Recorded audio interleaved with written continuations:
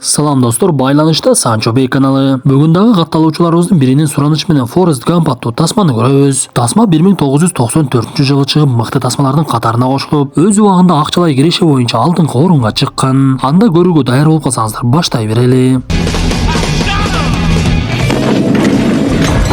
Жаратканы пендесине ырызкысын берерде оңдон солдон алыс жакындан, жада калса бөтөн өлкөдөн дагы берип коет экен. Ошондуктан азыр биздин кээ бир туугандарыбыз адал ырызкы табайын деп Россия жергесине барып, адал эмгек менен акча табайын деп жүргөндөрдүн арасында ар бир үй бүлөбүздүн мүчөсү бар болсо керек. Ошондуктан бул жарнамабызды ошол бир туугандарыбызга жеткирип коюңуздар. Эгер Москва жергесинде жүрүп документтеринде кандайдыр бир оорчулук пайда болгон болсо, биз айта турган байланыш сандарга коңгуроо кылып маселенин бардыгын чечип алса болот. Андыктан калем дептериңизди алып жазууга даярданыңыз. +7 977 540 1042.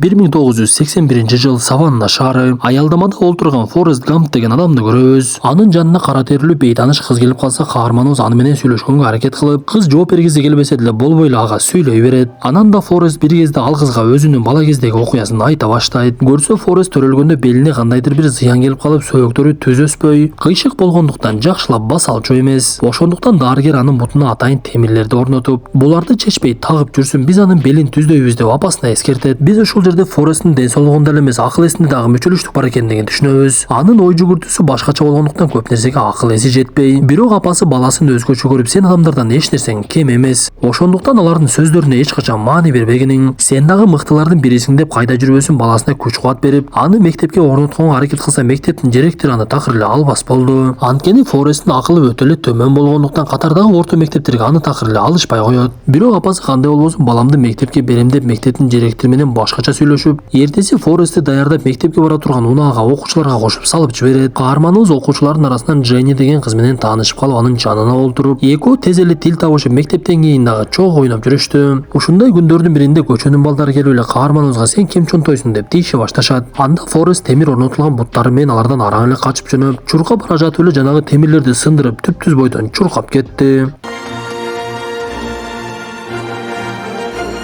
Ошодон кийин бели оорубай алган Форест жөн бара турган жерге дагы чуркап барып, жашоосунда өтө көп чуркагандыктан чуркоосу да аябай ылдамдашат. Бул убакта арадан жылдар өтүп, Дженни экөө тең чоңоюп калган эле. Бирок дагы деле жанагы көчөнүн балдары каарманыбызды жөн койбой кайра-кайра тийишип, каарманыбыз чоңойгондон кийин деле алардан качып жүрө берди. Ушундай күндөрдүн биринде качып бара жаткан каарманыбыз спорт талаасына кирип кетип, ал жакта чуркап бара жатып дагы америкалык футбол ойногон балдардан ашып кетет. Муну байкап калган машыктыруучу дароо эле Форестти өзүнүн тайпасына кошуп алат. Ошентип спорттун шылтоосу менен каарманыбыз чоң окуу жайга дагы өтүп, оюн учурунда топту жалаң эле Форестке берип, ал өзүнүн ылдамдыгы менен эле оюнду ар дайым утуп кетишет эле. Бирок эң кызыгы каарманыбыз токтоно албай оюн талаасынан сыртка дагы чыгып кетчү. Бул убакта жанагы окуяны угуп олтурган кара терилүү кыздын автобусу келип калып, ал кыз мен кетишим керек десе, каарманыбыз окуясын улантып, андан башка баласы менен олтурган аялга айтып бере баштайт. Ошентип Форест бир күнү Дженниге жолукканы барса, Дженни башка бир баланын унаасы менен келет. Анда Форест Дженнини кызганып кетип, бирок бул сезимдер эмне экендигин өзү деле түшүнбөй, жанагы баланы барып туруп эле ошол жерде уруп салат. Ошентип ал бала жини келип Дженниге таарынып ал жерден кетип калгандан кийин жамгыр жаап жаткандыктан, эми ушунча келгенден кийин жатып кетти деп эле каарманыбызды Дженни өзүнүн бөлмөсүнө алып кирип кетет. Көрсө Форест америкалык футболду өтө мыкты ойногондуктан мамлекеттик башкы тайпага дагы кошулуп, жада калса ошол мезгилдеги өлкө башчысы Кеннедиге дагы жолугуптур. Мындан соң ал апасын кубандырып, чоң окуу жайды өзгөчөлүк менен бүтүрүп, аскерди кызматка чакыргандардын бирөөсүн сунушу менен дароо эле аскерге кетип калат. Да всем глубоко насрать, кто ты такой, выпендрешь!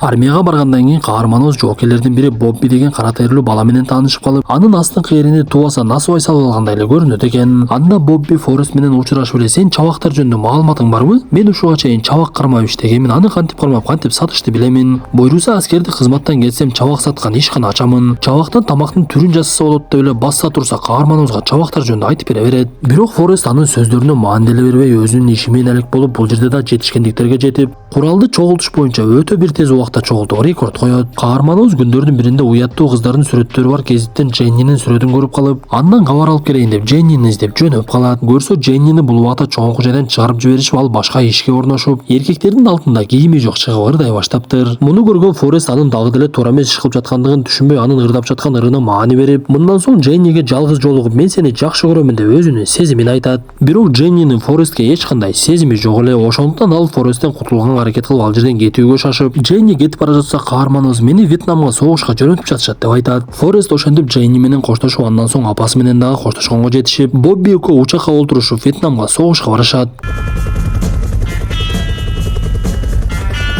Каармандарыбыз барып эле аскер башчысы Дэнге жолукса, Дэн аларга тартипти толугу менен түшүндүрүп берип, бул жерде эң башкысы эки нерсени кармангыла: бутуңарга сак болгула жана өлүп калбагыла. Калганын убакыттын өтүшү менен түшүнүп аласыңар деп каармандарыбыз ал жерге жайгашышып, Вьетнамдын талааларында тинтүү ишин башташат. Ошентип арадан күндөр өтүп, бир күн жамгыр жаап баштап, ал башталган жамгыр 4 ай бою токтобой жаайт. Бирок Форест убакытты жөнөткөрбөй ар дайым Джейниге кат жазуу менен элек болуп, андан жооп келбесе деле кайра катын жазып жөнөтө берет.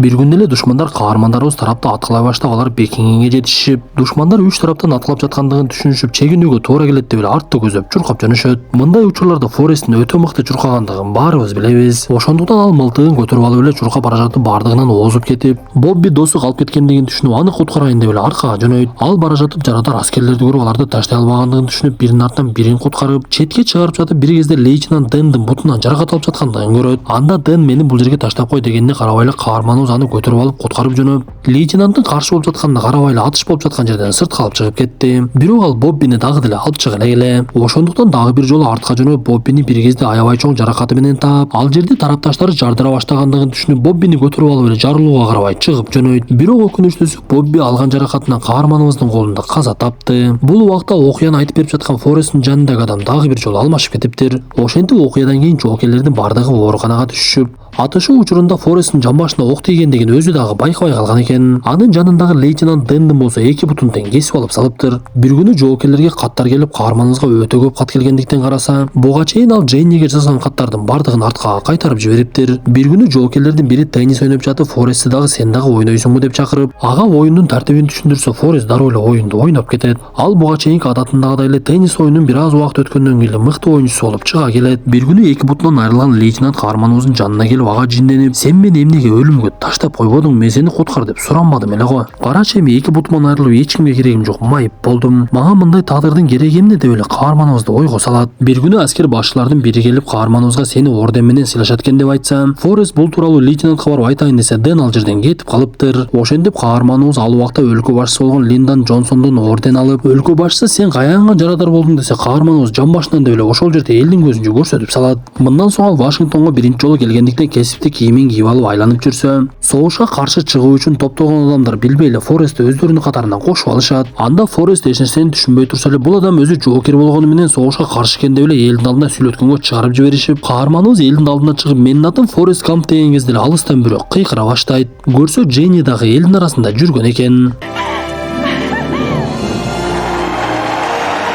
Джейни ошентип Форестти достору менен тааныштыра баштайт. Көрсө, Джейни бул убакта хиппилерге кошулуп, алар менен чогуу жүрө баштаптыр. Хиппилер жашоонун эч кандай тартибине баш ийишпей, бул дүйнөдө акча маанилүү эмес деп айтышып, анан дагы баңгизатты көп колдонушат болчу. Бирок ошол күнү кечинде Джейни каарманыбыз менен чогуу сейилдип, Форест ага өзүнүн сунушун айтып, мен сенин жигитиң болоюнчу десе, Джейни бул жолу дагы баш тартып коет. Анткени ал эртең менен өзүнүн тобуна кошулуп алып башка жакка кетмек экен. Анда Форест коштошор алдында өзүнө берилген сыйлыкты Джейниге белек кылып, аны менен коштошуп кайрадан эле аскердик кызматка кетти. Бирок каарманыбыз согуш талаасына кайтпай, бул жолу теннисти өтө мыкты ойноп калгандыктан, аскерлердин тарабынан теннис оюндарына чыгып, жада калса өлкөнүн эң мыкты теннисчилеринин катарына дагы кошулду. Ошентип каарманыбыз теннисчилер арасындагы Кытайдагы мелдешке дагы барып келип, жетишкен ийгилигинин артынан Супер ТВга дагы тартылып сыналгыга чыгат. Ушундай күндөрдүн биринде каарманыбыз лейтенант Дэнге жолугуп калды. Бул убакта Дэн майып арабасына олтуруп, чачтары боз аябай эле өсүп кетиптир. Анан дагы Дэн дагы деле буттарынан айрылганда ишенбей ичкиликке катуу берилип, акыркы күндөрү жашоосунун маңызы кетип, жалаң эле ичкилик болуп калыптыр. Анда Форест Дэнге өзүнүн максаттары жөнүндө айтып, мен жакында кайык алайын деп жатам. Бобби досум өлөөрүнүн алдында анын максатын ишке ашырам деп айттым эле. Убадамды аткарып чабактарды кармаганда үйрөнөм десе, Дэн анын сөздөрүнө күлкүсү келип, кайык башкарып капитан Форест болот экенсиң да деп эле шылдыңдагандай кылат. Анан дагы эгер сен чындап капитан боло турган болсоң, мен сенин жардамчың болом деп эле какшыктай берет. Мындан соң каарманыбыз аскердик бөлүктө тенниске машыгып жатса, ага бир кабар келет. Көрсө, бул убакта каарманыбыздын кызматтык убактысы бүтүп үйүнө кеткенге мүмкүнчүлүк болуп калыптыр.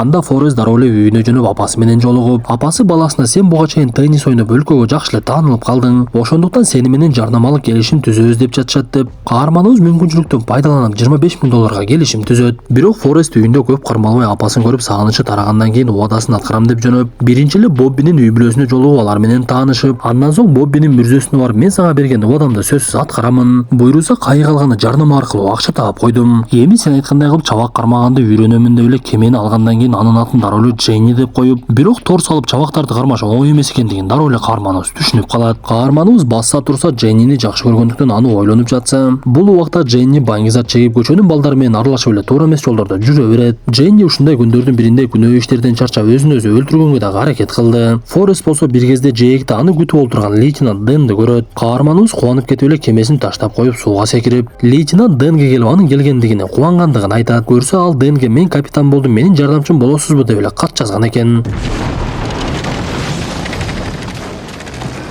Ошентип эки каарманыбыз чогулуп алып чабак кармайбыз деп, бирок экөөнүн тең колунан келбей, бир күнү Дэн Форестти шылдыңдап сен тинч эле адам элең го, Кудайдан чабактарды сурасаң болбойбу десе, каарманыбыз чиркөөгө барып, сыйынганча эле Кудайдан чабактарды сурай баштайт. Бирок дагы деле алардын аракетинен майнап чыкпай жада калса, күндөрдүн биринде өтө катуу бороон башталып, каармандарыбыз кайыгы менен жээктен алыс тарапта калып кетишет. Мындай нерсе Форестти аябай коркутуп, Дэн кайра тескерисинче жыргап, Кудай менен сүйлөшкөндөй болуп, кыйын болсоң бизди чөктүрүп жиберчи деп эле кыйкырына берет. Бирок ар бир кыйынчылыктын артында жеңилдик бар деп бекеринен айтпайт. Анткени ошол бороон учурунда жээктеги кайыктардын бардыгы бузулуп, чабак туткандар жумушсуз калып, жалгыз гана каармандарыбыздын кайыгы аман калган. Ушундай эрдиги менен Форест дагы бир жолу сыналгыга чыгып, алардан башка эч ким чабак кармабай алгандыктан каармандарыбыз чабактардын бардыгын өздөрү кармай баштайт. Ошентип иштери оңолуп, акчаны өтө көп таба башташып, түшкөн кирешеге дагы 12 кайык алып алардын бардыгына Дженни деген ат коюп, кирешеси көбөйүп, каармандарыбыз миллионер болуп кетишет. Бул убакта окуяны угуп отурган адам сен көзүмө миллионердей көрүнбөйсүң, каяктагы бир жалгандарды айтып жатат окшойсуң деп ал жерден кетип калып, бирок башка бир аял келип каарманыбыздын окуясын андан нары уга баштайт. Ошондой күндөрдүн биринде Форестке апаң ооруп атат экен деген маалымат келип, каарманыбыз үйүнө шашылып, апасына жолугуп, ошондо гана апасынын рак менен ооруп жаткандыгын билет. Ошентип апасы арадан 1-2 күн өтпөй эле бул дүйнө менен кош айтышып кетти.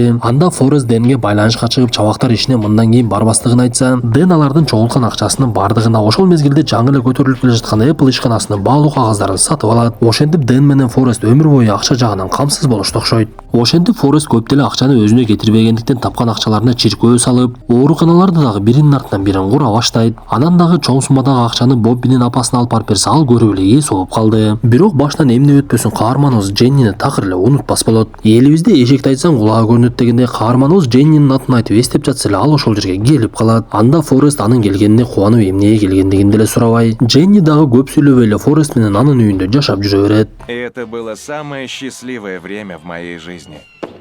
Арадан күндөр өтүп, Форест бир күнү бир чечимге келип, Дженнини мага турмушка чык деп айтат. Бирок Дженни бул жолу дагы унчукпай эле тескери жообун бергендей болду. Бирок кечинде Форест уктайын деп жатса, ал жерге Дженни келип Форестти жакшы көргөндүгүн айтып, үйдө эч ким жоктугунан пайдаланып, ушул убакка чейин таза жүргөн Форесттин көзүн дагы ачып коет. Бирок Дженни эртең менен Форест уктап жаткан жерден ал жака унаа чакырып эле кетип калат. Ошентип сүйгөнүнөн дагы бир жолу айрылган каарманыбыз эмне кылышын билбей, буга чейин Дженни белек кылган бут кийимди кийип, бир чуркап келейин деп эле шаарды аралап чуркап жөнөйт. Бирок эң кызыгы, Форест чуркап баштагандан кийин токтоно албай андан нары чуркап кете берип, өзү жашаган штаттан чыгып башка штаттарды дагы аралап чуркап жөнөдү. Бул убакта арадан күндөр өтүп, Форесттин сакалы дагы өсүп, ал такыр эле чуркаганын токтотпой, 2 жыл өткөндөн кийин токтобой чуркап бара жаткан Форест жөнүндө маалыматтар тарап, кабарчылар келип Форест дагы бир жолу сыналгыга чыгат. Каарманыбыз тууралуу маалымат тарай баштагандыктан ал өзү эле чуркабай, анын артынан кээ бир адамдар ээрчип, кээ бири мен иш баштайын десем оюма эч нерсе келбейт атат, мага оюңуздан бөлүшүңүзчү деп эле сурана башташат. Ошентип сакалдары өсүп кеткен каарманыбыз 3 жыл 2 ай токтобой чуркайт. Чуркап бара жаткан каарманыбыз талаалардын бир жерине келип калган кезде токтоп, артындагы ээрчип келе жаткандарды карап, мен чарчап калдым окшойт, эми үйүмө кетейинчи деп эле ал жерден кетип калды.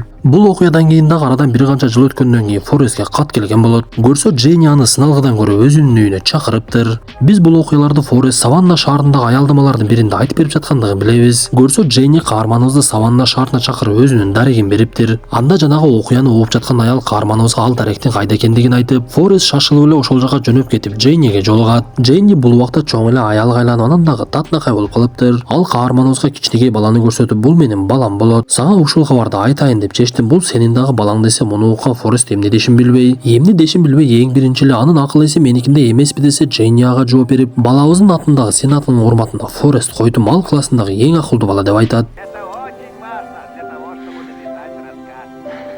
Jenny Forrestке мен bir өтө катуу ооруга чалдыктым. Дарыгерлер да ал оорудан айыктоорунун жолун билбей жатышат. Сага сунушум бар, мени аял кылып алганга макулсуңбу десе каарманыбыз кубанып кетип, өзүнүн үйүнө барып үйлөнүү тойго даярдана башташат. Bir кезде Форест ал жерге лейтенант Дэннин келе жаткандыгын көрөт. Көрсө бул убакта Дэн бутуна протез салып, таяк таянып басып калыптыр. Анан дагы ичкиликти таштап жашоосун оңдоп Наргизага окшогон кызга үйлөнүп алган болот. Ошентип эки каарманыбыз баш кошуп бактылуу жашоосу башталып, бирок арадан көп өтпөй эле Jenny оорусунун айынан каза табат. Анда Форест аны Jenny экөө кичинекей кезинде ойногон дарактын астына көмүп, күн сайын аялынын мүрзөсүнө барып зыярат кылып турчу. Анан дагы ал өлгөн аялына буйруса балабызды эң бактылуу, эң акылдуу бала кылып чоңойтом деп убадасын берип, баласын мектепке жөнөтүп жаткан жерден тасма дагы аягына чыгат. Достор, бул тасмадан сиз дагы биз дагы өтө бир чоң сабак алалы. Анткени кээ бир учурда бир ишти баштайын деп бирок өтө көп ойлонуп өзүбүзгө тоскоолдук жаратып, максатыбызга болгон жолду өтө эле мүмкүн эместей кылып алабыз. Ошондуктан Форест камдай болуп бир нерсени баштай турган болсо көздү жумуп эле ошого аракетти баштап, талыкпаган эмгекти кылып жыйынтыкты жараткандан күтөлү. Анда эмесе достор, кийинки тасмага чейин ден соолукту жакшы карап, Jennyдей болуп бизди жакшы көрүп сыйлагандарды таштап кетпей, алар жаныбызда бар кезде кадырына жетели.